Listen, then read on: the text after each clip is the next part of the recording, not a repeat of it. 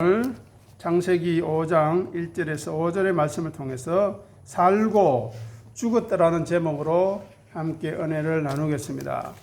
우리가 지난 시간에 아벨 대신에 다른 씨를 주신 이유에 대해서 살펴보았습니다. 그것은 바로 하나님의 은혜의 약속이며 믿음과 은혜를 사모하는 자를 남기겠다는 하나님의 약속이었습니다.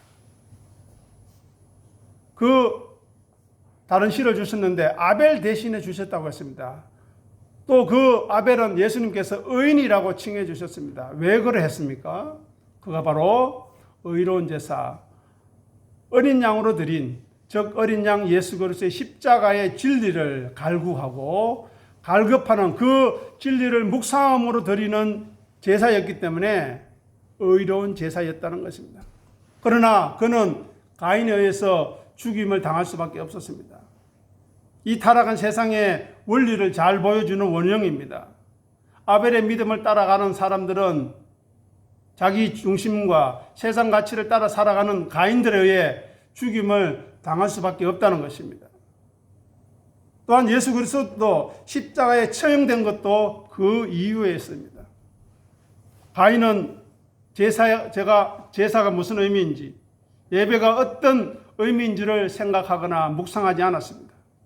자기 마음대로 드리고 자기 멋대로 드리고 그리하여 그것이 받아들이지 않자 분노하고 자기 형제를 살해하는 자리에 이르렀습니다. 예배가 무엇입니까? 하나님을 경배하고 높여드리고 찬송하는 것입니다. 하나님의 주권을 인정하는 것입니다. 내 삶의 주인이 내가 아니라 하나님임을 인정하는 것이 예배고, 우리를 드리는 것, 우리를 죽이는 고백의 표현이 예배인 것입니다. 그러니 이 예배의 자리에 나와서 세상의 어떤 것, 내가 원하는 것, 바라는 것이 아니라, 얻고자 하는 것이 아니라 하나님의 이름을 높여드리는 것, 그것이 바로 우리의 예배여야 합니다. 그것은 하나님의 말씀의 순종을 통해서 나타납니다. 하나님의 명령에 항복하는 것으로 나타납니다. 그것이 바로 하나님의 나라이고 하나님의 통치인 것입니다.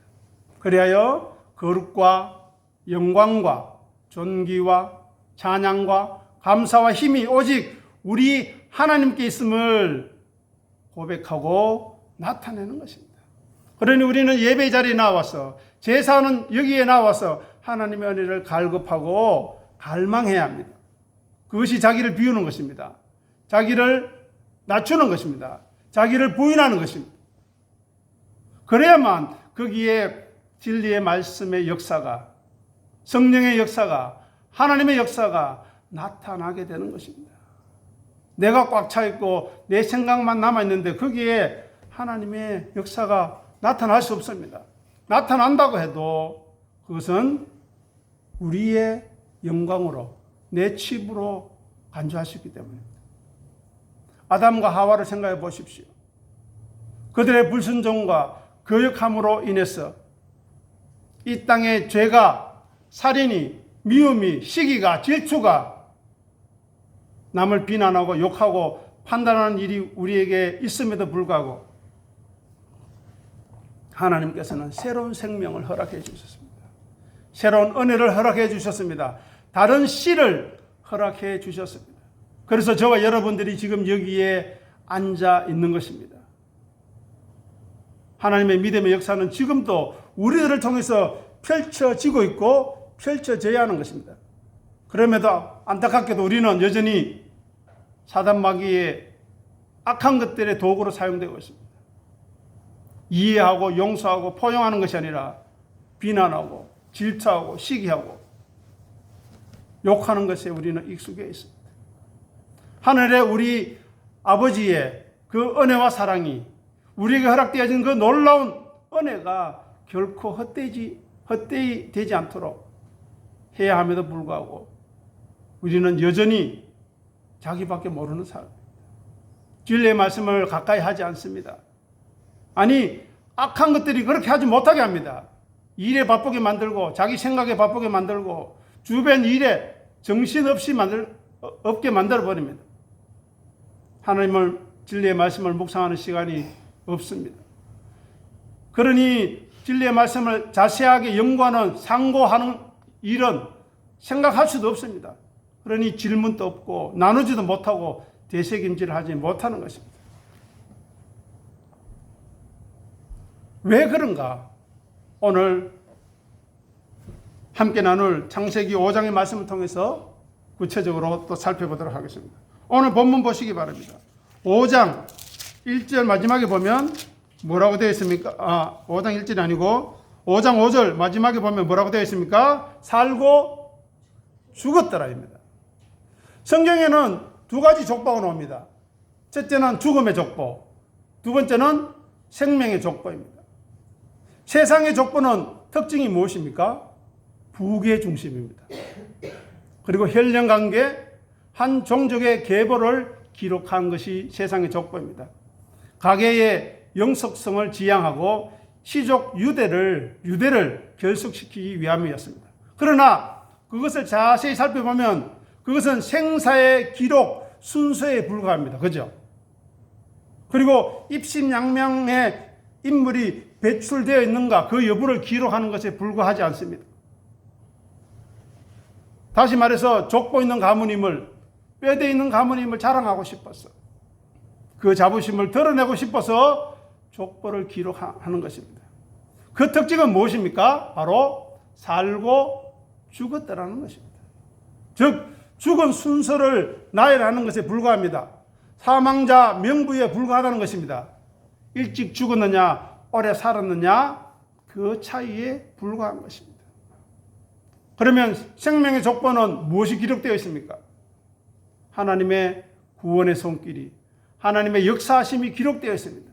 물론 인간의 혈육을 통한 하나님의 섭리와 경륜이 나타나 있지만 그 속에서 하나님의 은혜와 사랑을 숨겨놓는 동시에 드러내는 것입니다. 생명의 족보에 우리가 잘 아는 마태복음 1장 우리 한번 보겠습니다. 주보 보시기 바랍니다. 마태복음 1장 16절. 야곱은 마리아의 남편 요셉을 낳았으니 마리아에게서 그리스도라 칭하는 예수가 나시니라. 아멘. 여기 보면 우리가 잘 아시는 마태복음 1장에 보면 낳고가 계속 나옵니다. 그런데 오늘 본문 창세기 5장 5절, 8절, 14절, 17절, 20절, 27절, 31절을 보시면 죽었더라, 죽었더라, 죽었더라, 죽었더라, 죽었더라, 죽었더라, 죽었더라 반복하고 있습니다. 자, 그러면 그 죽음 대신에 낳고 낳는 생명의 족보에 들어가기 위해서 어떻게 해야 하겠습니까? 우리에게 하나님의 은혜가 부어지면 어떤 역사가 일어나겠습니까? 우리가 고상해지고 우리가 다른 사람보다 괜찮은 사람으로 나은 사람으로 보여질까요? 아닙니다. 하나님의 은혜가 우리에게 부어지면 우리의 더러움과 우리의 추악함을 폭로시키십니다. 마태복음 1장에 기록된 여인이 3명 있죠. 잘 아시는 라합, 바세바, 또 누구 있습니까? 한 사람 더 있죠. 그들이 누구였습니까? 라합은 기생이었습니다. 몸 팔고 다음에 자기 나라를 배신한 여인이 있음에도 불구하고 천지 만물의 주인이신 하나님을 고백함으로 그녀가 예수님의 족보에 들어오게 됐고, 바세바는 가늠한 여인이었습니다. 그럼에도 불구하고 그녀가 하나님의 사랑을 입어서 족보에 들어오게 되었고, 마리아는 어떻습니까? 혼전에 가늠한 여인이었습니다. 돌로 맞아 죽어 마땅한 여인이었습니다. 그럼에도 불구하고 하나님의 은혜를 덧입었기 때문에 하나님의 생명의 족보에 들어가게 되었던 것입니다.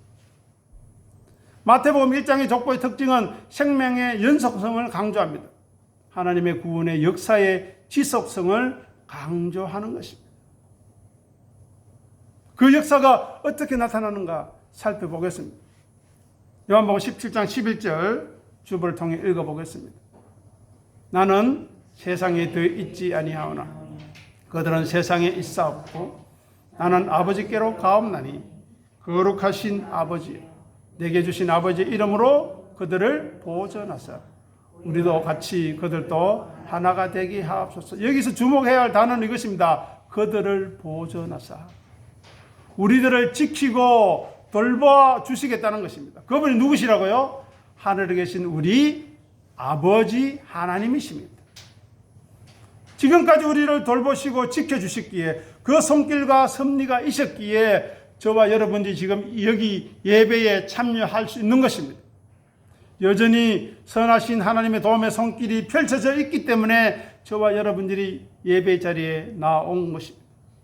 하나님께서는 지금도 자기의 거룩한 씨앗을 지키셔서 거룩한 정자를 보존해서 하늘의 곳간에 들이시기 위해서 지금도 쉬지 않고 일하시며 그들을 보존하시는 하나님이십니다. 그래서 저와 여러분들이 생명의 족보에 기록되는 것입니다. 시편 121편 3절과 4절 광고란으로 가서 같이 읽어보겠습니다. 여호와께서 너를 실족하지 아니하게 하시며 너를 지키시는 이가 졸지 아니하시리로다. 이스라엘을 지키시는 이는 졸지도 아니하시고 주무시지도 아니하시리로다. 아멘. 여기서 우리가 주목해야 할 것은 너를 지키시는 이. 지금 한번 생각해 보십시오. 우리를 누가 지킨다고 생각하고 있습니까? 무엇이 우리를 지킨다고 생각하십니까? 돈이 여러분을 지킵니까? 건강이 우리를 지킵니까? 내 자존심과 내 능력이 우리를 지킵니까? 어떻습니까? 창조자 하나님, 전능하신 하나님, 구원주 하나님이시자 심판주 하나님이신 그분이 우리를 지키심을 알고 믿고 고백하고 있는가 하는 것입니다. 모든 주권이 하나님께 있고 모든 능력과 힘이 하나님께 있어서 모든 것 되시는 그 하나님이 나의 근원이고 시작이요 마지막임을 알고 있는가 하는 것입니다. 고백하고 있는 것입니다. 하는가 하는 것입니다. 그 어떤 것으로도 방해받을 수 없는 전능하신 하나님임을 우리가 믿는가 하는 것입니다. 그 고백을 한나가 했는데요. 사무엘상 2장 9절 읽어보겠습니다. 그가 그의 거룩한 자들의 발을 지키실 것이요 악인들을 허감 중에서 잠잠하게 하시리니 힘으로는 이길 사람이 없으미로다. 아멘. 한나의 기도입니다, 여러분. 거룩한 자들의 발걸음을 지키신다고 합니다. 그리고 힘으로는, 지혜로는, 능력으로는 하나님을 이길 사람이, 인간이 없다는 것입니다.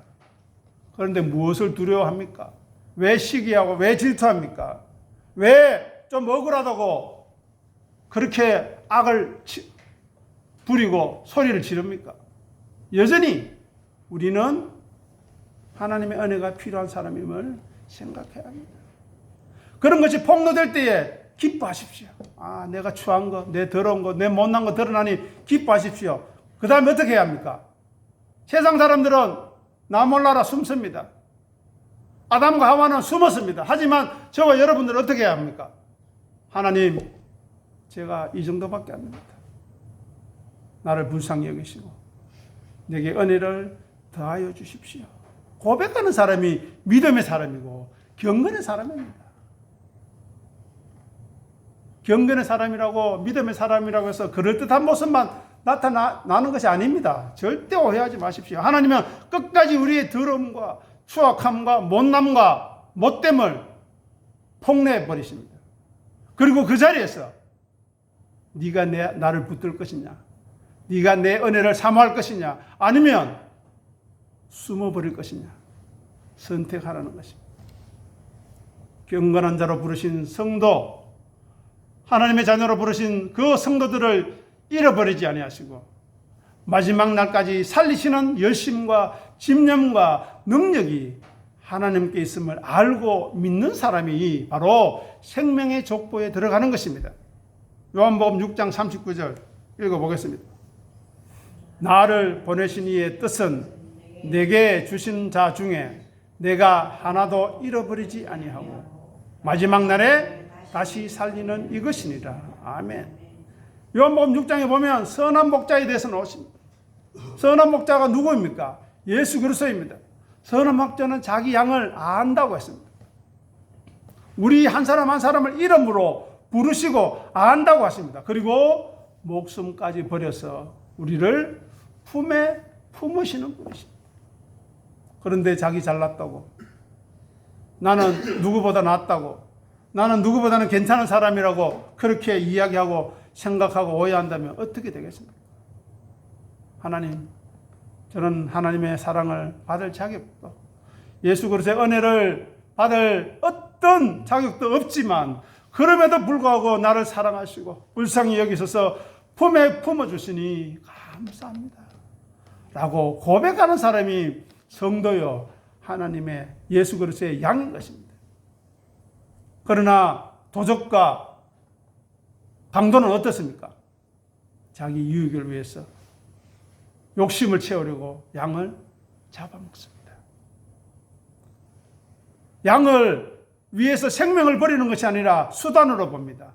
또 개개인적으로 보는 것이 아니라 집단으로 봅니다. 그래서 착취하고 그것을 통해서 자기를 배불리려고 하는 것입니다. 강도와 도적은 양의 발육 상태에 관심이 있습니다. 왜요? 때가 되면 팔아먹어야 되고 잡아먹어야 하기 때문에.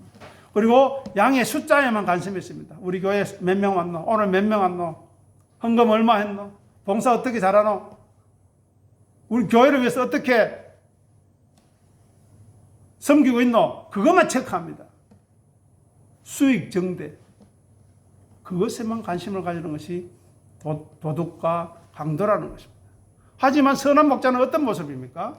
마태복음 18장 12절에서 13절 읽어보겠습니다. 너희 생각에는 어떠하냐? 만일 어떤 사람이 양 100마리가 있는데 그 중에 하나가 길을 잃었으며 그 99마리를 산에 두고 가서 길 잃은 양을 찾지 않겠느냐? 진실로 너에게 이르노니 만일 찾으면 길을 잃지 아니한 99마리보다 이것을 더 기뻐하리. 아멘. 그런데 여기서 말이 안 되는 소리가 있습니다. 100마리가 있는데 한 마리 때문에 99마리를 위험에 방치한다고요? 사업하는 사람이, 양치는 사람이 그렇게 해서는 됩니까? 이 얼마나 불합리한 일입니까? 이 얼마나 어리석은 일입니까? 제가 그렇게 한다면, 여러분이 그렇게 한다면 세상 사람들이 뭐라고 하겠습니까? 어리석다고, 못났다고 이야기할 것입니다. 하지만 선한 목자는 한 마리 한 마리 집단으로 보는 것이 아니고 한 마리 한 마리를 똑같은 사랑으로 사랑하신다는 것을 보여주시는 것입니다. 마치 세상에 하나밖에 없는 것처럼 사랑하신다는 것입니다.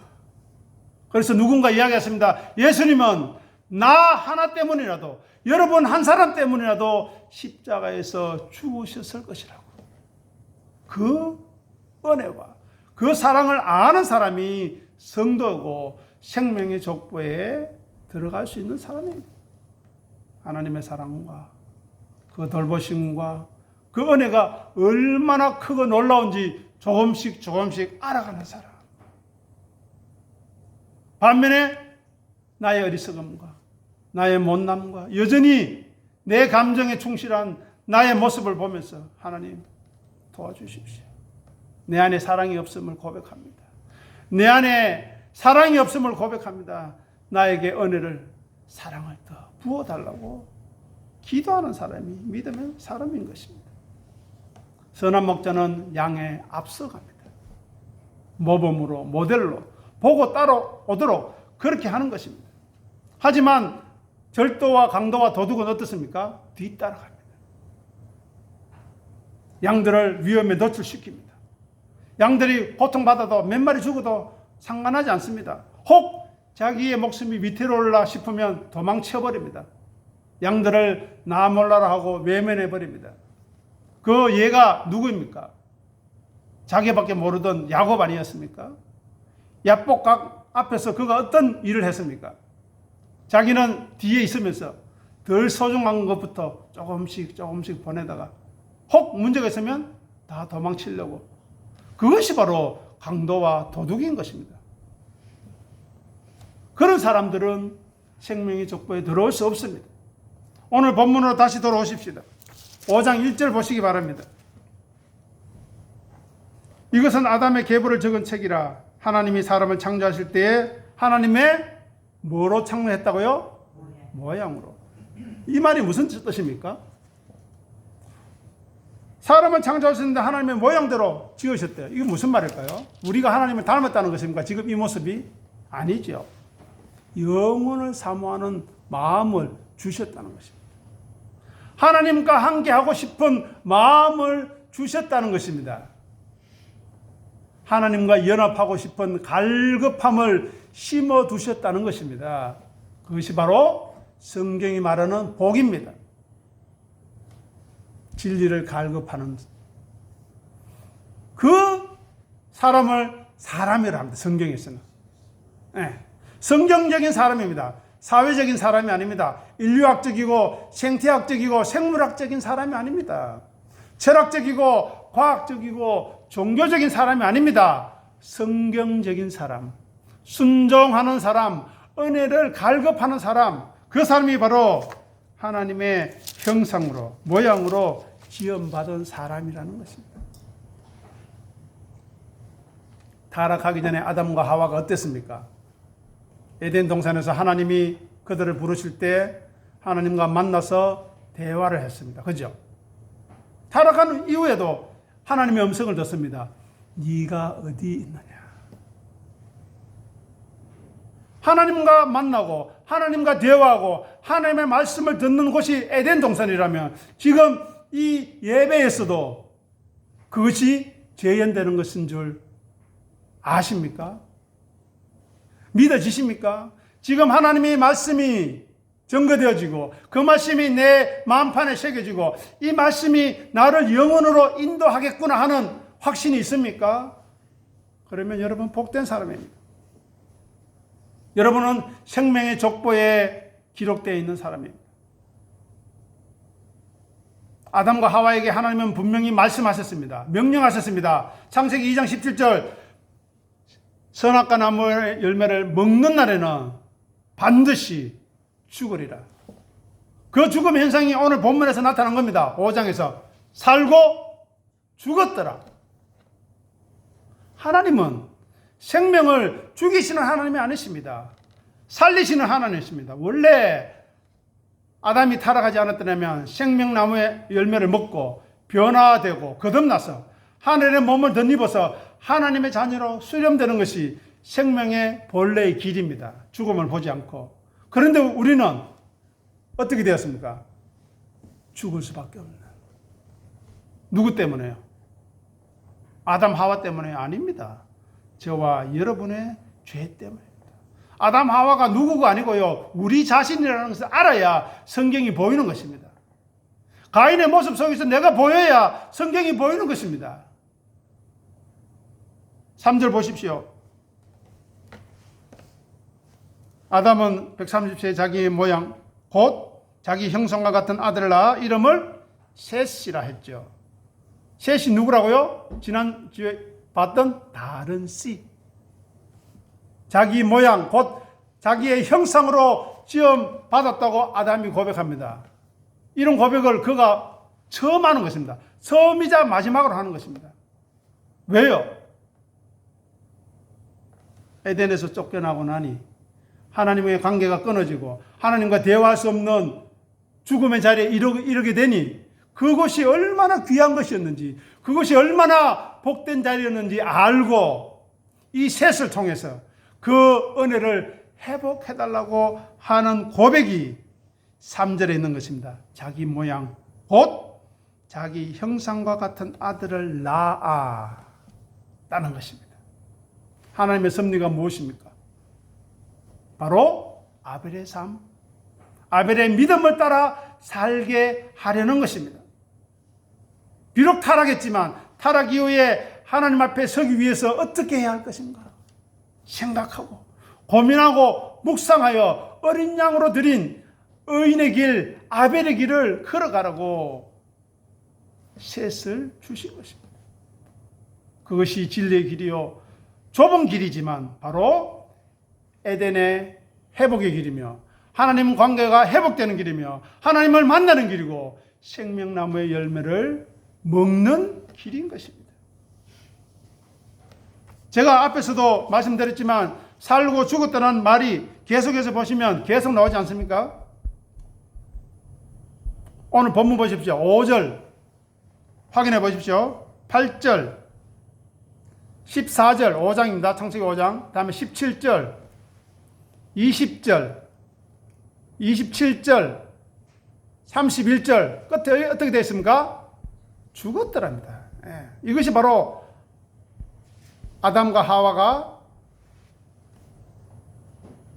불순종한 결과인 것입니다.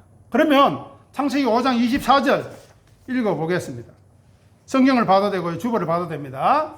에녹이 하나님과 동행하더니 하나님이 그를 데려가심으로 세상에 있지 아니하였더라. 아멘.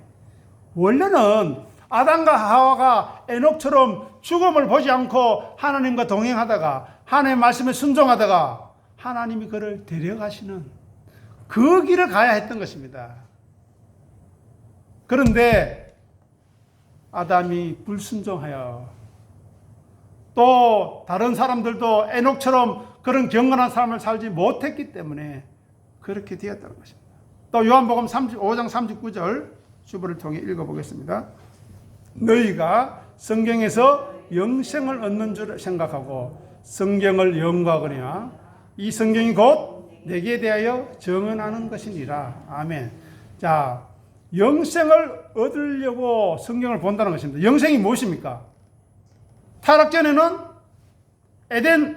에녹처럼 죽음을 보지 않고 부활 성천하는 것이 첫 번째 길이고 두 번째 길은 죽음을 통과하여 부활한 이후에 부활 성천하는 것이 두 번째 길입니다. 우리는 두 번째 길을 가는 거예요.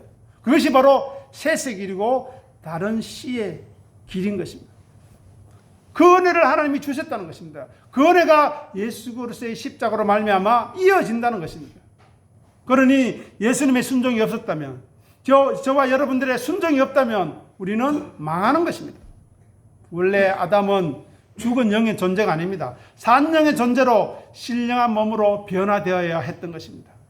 영적인 존재로 죽음 없이 변화성천하는 그런 믿음의 길을 가야 했고 그 과정 앞에 있었는데 그리하여 영생의 길이 무엇인지 참된 생명의 길이 무엇인지 그 진면목을 보여주어야 했는데 거기서 탈락하고 불순종하고 죽음에 이르렀고 우리가 방금 읽었던 창세기 5장 24절에서 에녹이 그 길을 보여주고 나중에 또 누가 보여줍니까? 엘리야. 그죠? 절대로 오해하시면 안 됩니다. 성경은 죽음을 보지 않고 우리를 하나님께로 바로 인도하시고자 하는 생명의 책이었습니다. 하지만 타락 이후에 하나님이 다른 씨를 주시고 우리를 생명의 족보에 기록하셔서 죽음 이후에도 부활 성천하여 하나님께로 나아갈 수 있는 길을 예비해 주셨다는 것입니다. 히브리서 11장 5절 우리 읽어보겠습니다. 믿음으로 에녹은 죽음을 보지 않고 옮겨졌으니 하나님이 그를 옮기심으로 다시 보지 아니하였느니라. 그는 옮겨지기 전에 하나님을 기쁘시게 하는 자라 하는 증거를 받았느니라. 아멘. 보십시오. 여기 보십시오. 죽음을 보지 않고 여기 우리가 주목해야 합니다. 다음에 뭐라고요? 하나님을 기쁘시게 하는 자. 오늘 본문 5장 24절에는 어떤 단어가 나옵니까? 하나님과 동행. 이 말이 같은 말이죠. 하나님이 기뻐하시니까 동행하시는 거죠. 하나님이 동행하시니까 하나님이 기뻐하시는 증거라는 것입니다. 죽음을 보지 않고 옮겨져야 하는데 타락한 인간의 상태, 우리의 상태는 어떻습니까? 지금 타락한 피가 우리의 육체에 흐르고 있어서 반드시 죽는다는 의식에 사로잡혀 있습니다. 병들어야 되고 고통당해야 되고 인간관계 속에서 갈등 속에서 아파야 되고 눈물 흘려야 되고 한숨 흘려야 되고 그런 지경에 이르렀다는 것입니다. 그리고 진리가 아니라 예배가 아니라 하나님이 아니라 세상 영광, 세상 권세, 세상에서 편한 것을 탐하고 좋아합니다. 우리 중에 그런 거 싫어하는 사람 있습니까? 돈 많이 버는 거 싫어하는 사람 있습니까? 병 안 드는 거 싫어하는 사람 있습니까? 우리 인정해주고 잘한다 칭찬해주고 높여주는데 싫어할 사람이 있겠습니까? 그런데 그것은 그 안에 진리가 없다면 망하는 길입니다. 인정받고 싶지요. 자존심 상하기 싫지요. 하지만 진리 없이 그 길로 간다면 무지와 어리석음에 빠져서 반드시 심판에 이르게 된다는 것입니다. 하나님을 두려워하지 않으니 경건의 모양도 없고 능력도 없으니 그렇게 되는 것입니다. 그러니 영생을 찾지 않는 자, 참된 생명의 의미가 무엇인지를 모르는 사람은 성경을 읽어도요, 그 진리를 깨달을 수 없습니다. 죽어서 반드시 죽어야 한다는 그 두려움에 쌓여 있는데 어떻게 성경을 알 수 있습니까?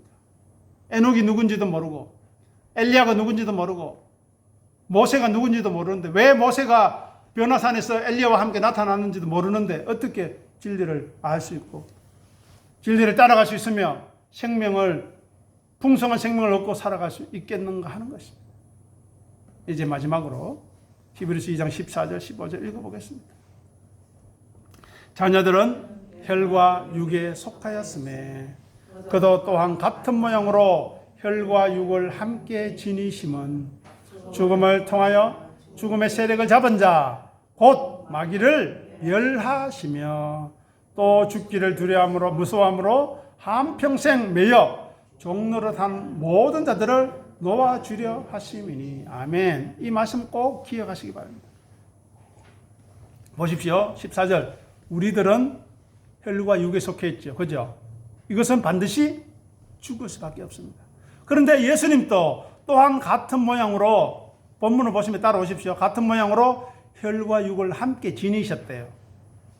그런데 예수님이 죽음을 통하여서 죽음에 굴복하는 것이 아니라 죽음의 세력을 잡은 자 마귀를 멸하신답니다. 어떻게 해요? 부활하심으로.